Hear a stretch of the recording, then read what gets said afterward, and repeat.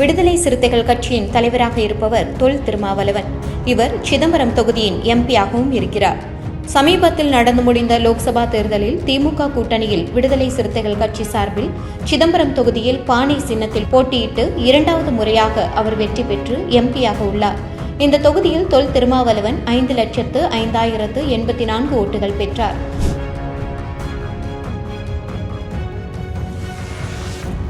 அவரை எதிர்த்து அதிமுக வேட்பாளர் சந்திரஹாசன் 4,01,530 ஓட்டுகள் மட்டுமே பெற்றார். இதன் மூலம் திருமாவளவன் 1,03,554 ஓட்டுகள் வித்தியாசத்தில் வெற்றி பெற்றார்.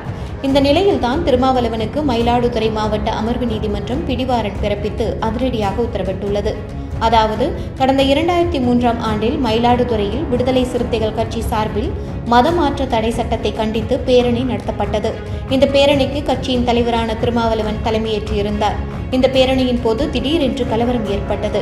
இது தொடர்பான வழக்கு என்பது மயிலாடுதுறை மாவட்ட அமர்வு நீதிமன்றத்தில் நடந்து வந்தது.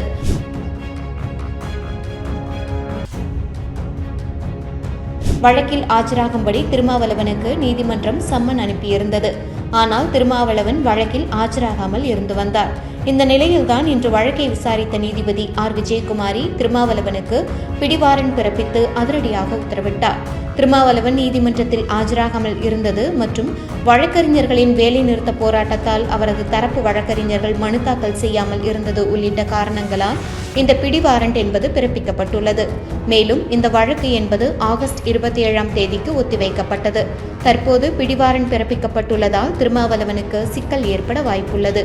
ஏனென்றால் பிடிவாரண்ட் பிறப்பிக்கப்பட்டால் போலீசாரின் கைது நடவடிக்கைக்கு திருமாவளவன் ஆளாகலாம். இதனால் விடுதலை சிறுத்தைகள் கட்சியினர் கவலையடைந்துள்ளனர். மேலும் திருமாவளவன் வழக்கில் அடுத்து என்ன என்பது பெரும் எதிர்பார்ப்பை ஏற்படுத்தியுள்ளது.